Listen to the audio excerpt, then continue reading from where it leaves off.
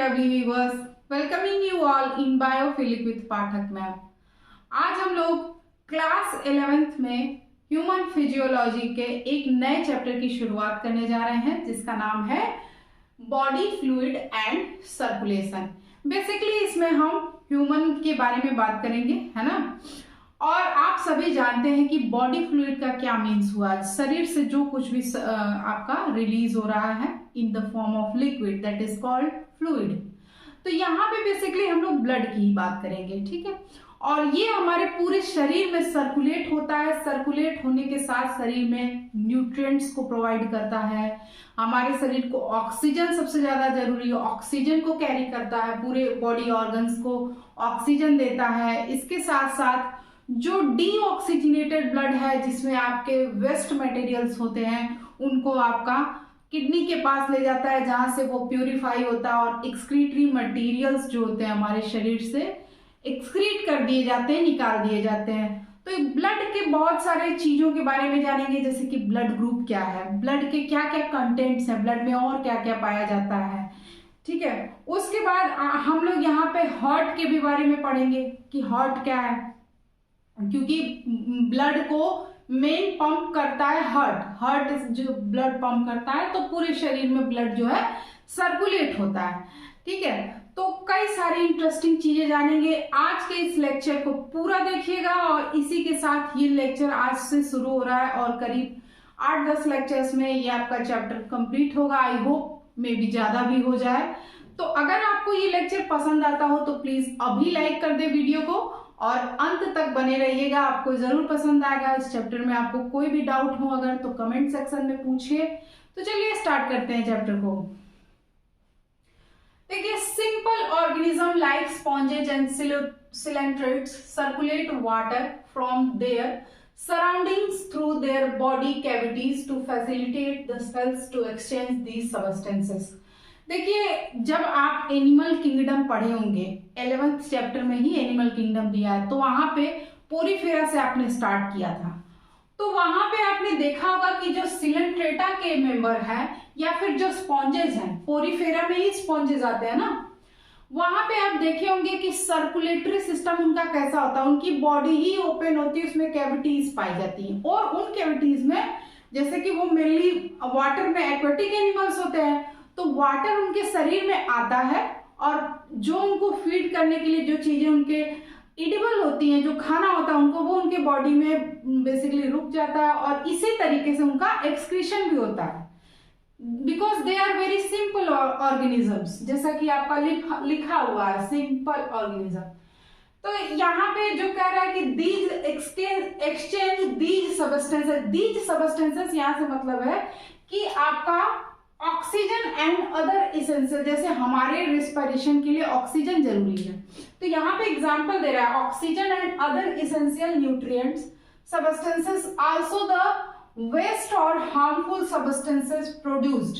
तो जब हम लोग फीडिंग करते हैं, जैसे कि भोजन हमने किया, तो भोजन करने के बाद भोजन का डाइजेशन होगा और डाइजेशन होने के बाद कुछ वेस्ट प्रोडक्ट भी तो होंगे, तो वेस्ट प्रोडक्ट का रिमूवल करना, ये सारी चीजें जरूरी हैं, ठीक है। तो कह रहा है हार्मफुल, जो वेस्ट होंगे उन्हीं को हार्मफुल भी बोलते हैं, हमारे शरीर के लिए हार्मफुल है, ठीक है। Have to be removed continuously for healthy functioning और टिश्यू। तो इनको अगर हमारे शरीर से रिमूव नहीं किया जाएगा तो हमारे शरीर का जो टिश्यू सिस्टम है वो बराबर काम नहीं करेगा, है ना। जितना जरूरी आपके लिए ऑक्सीजन गेन करना है, ऑक्सीजन से आपकी सांस चलती है, आपका पूरा शरीर का फंक्शन काम करता है, क्योंकि ऑक्सीजन ही आरबीसी में पाई जाती है। पूरे शरीर में ब्लड का सर्कुलेशन हो रहा है, सभी चीजें आपको, जितने भी आपके न्यूट्रिएंट्स हैं वो ब्लड के थ्रू आपके टिश्यूज को मिल रहे हैं। जितना जरूरी आपका ये काम है उतना ही जरूरी एक बेटर एक्सक्रीटरी सिस्टम भी होना, यानी कि रिमूवल ऑफ वेस्ट भी जरूरी है।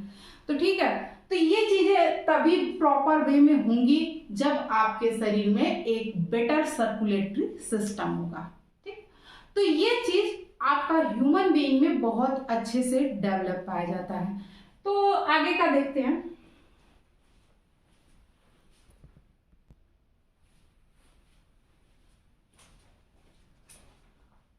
ब्लड स्पेशल कनेक्टिव टिश्यू है, कंसिस्ट ऑफ फ्लूइड मैट्रिक्स।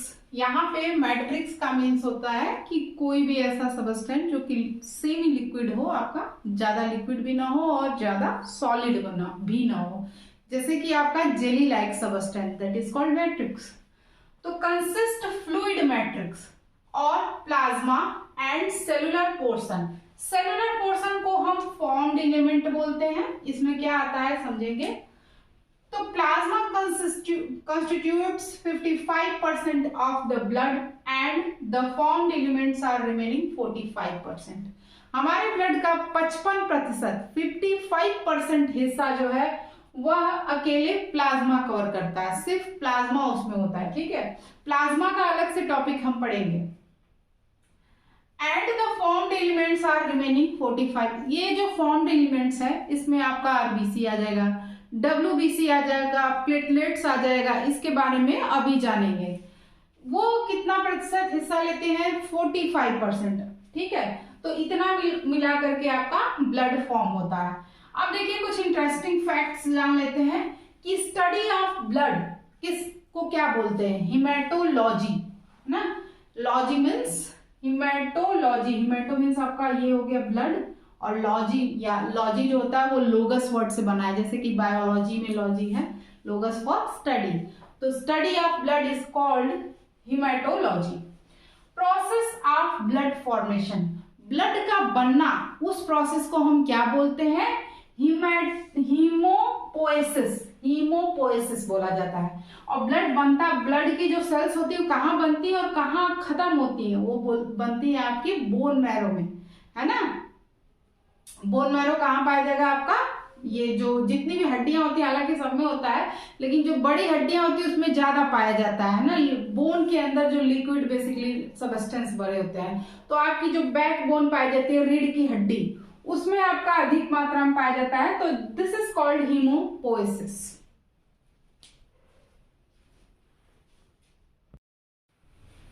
कुछ इंटरेस्टिंग नॉलेज जान लेते हैं ब्लड के बारे में, जो कि जरूरी भी है जानना।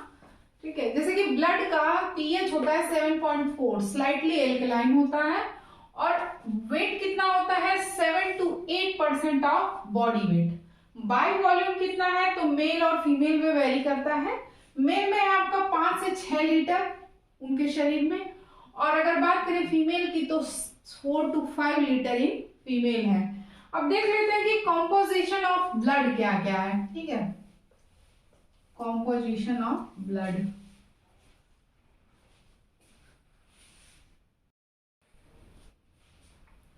देखिए कॉम्पोजिशन ऑफ ब्लड में क्या क्या है, 55% आपका प्लाज्मा है, बाकी के रिमेनिंग 45% आपके फॉर्म्ड एलिमेंट्स हैं।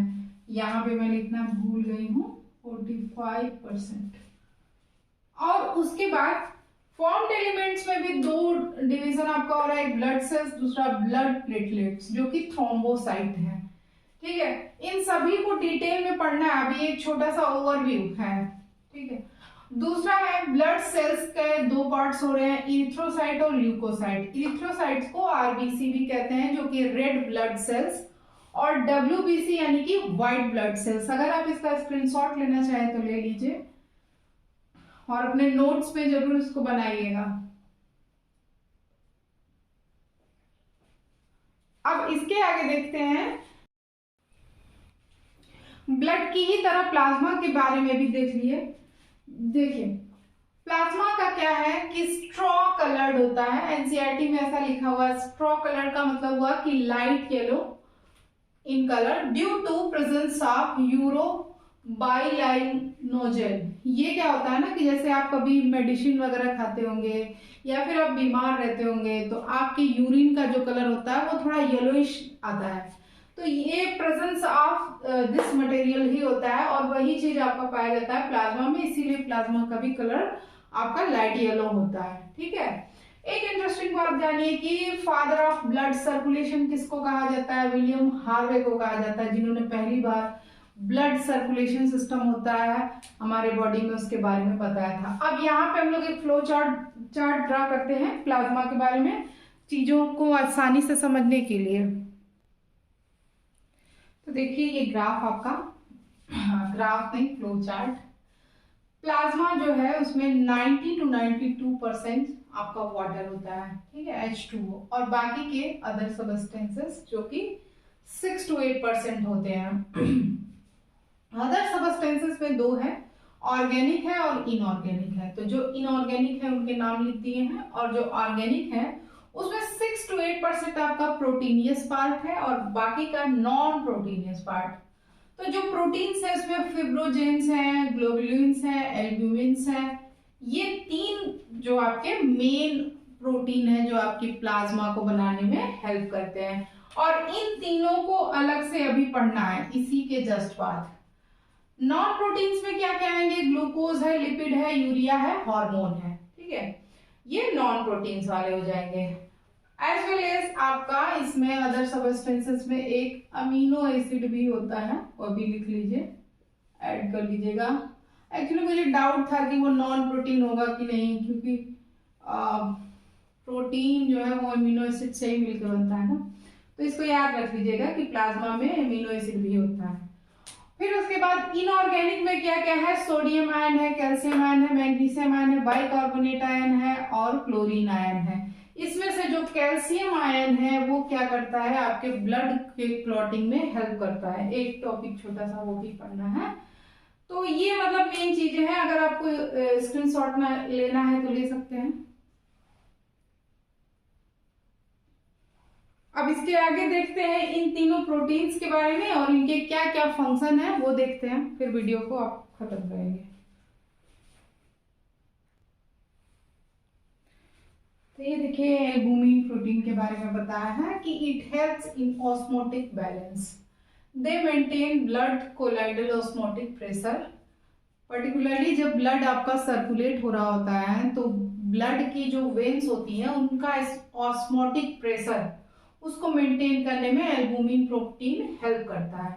It produced and synthesised by liver. देखिए ये एक इंपॉर्टेंट क्वेश्चन है, नीट में ये पूछ सकता है कि एल्बुमिन प्रोटीन जो ब्लड में पाया जाता है वो कहाँ सिंथेसाइज होती है या कहाँ बनती है प्रोड्यूस, तो ये लीवर में बनती है, ठीक है।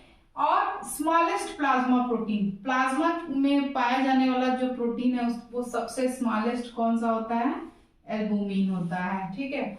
और इसके साथ साथ most abundant blood protein, most abundant का मतलब कि जो आपका ब्लड में पाया जाने वाला सबसे अधिक जो प्रोटीन है वो कौन सा है? तो एल्ब्यूमिन है। और यहाँ पे मैंने एक आपको याद दिलाने के लिए लिखा है, ये ठीक उसी तरीके से है जैसे कि आपका ह्यूमन बॉडी में जो कोलेजन होता है वो सबसे अधिक मात्रा में पाया जाता है। आपने बायोमोलिक्यूल चैप्टर में जब प्रोटीन पढ़ रहे होंगे तो वहां पे दिया था, ये इसको इसमें मत ऐड करिएगा, मैंने आपको याद दिलाने के लिए लिख दिया है कि जैसे अबंडेंट वर्ड आपको मतलब दोनों चीजें कंपैरिजन करके पढ़ेंगे तो याद रहे, इसलिए मैंने लिख दिया है। अब आपका दूसरा है globulin protein, involved in defence mechanism of body, the ratio of albumin globulin is 2:1, यानी कि अगर आपका एल्ब्यूमिन 2 के अनुपात में है तो ग्लोब्यूलिन 1 है ना, इस तरीके से। चलिए आज के लेक्चर को यहीं पे खत्म करते हैं। अभी आपका ग्लोब्यूलिन का 2-3 पॉइंट और बचा है, टाइप्स ऑफ ग्लोब्यूलिन और ये कहाँ पे बनता है, और इसके बाद हम लोग इरिथ्रोसाइट शुरू करेंगे। इरिथ्रोसाइट है, ल्यूकोसाइट है, ठीक है।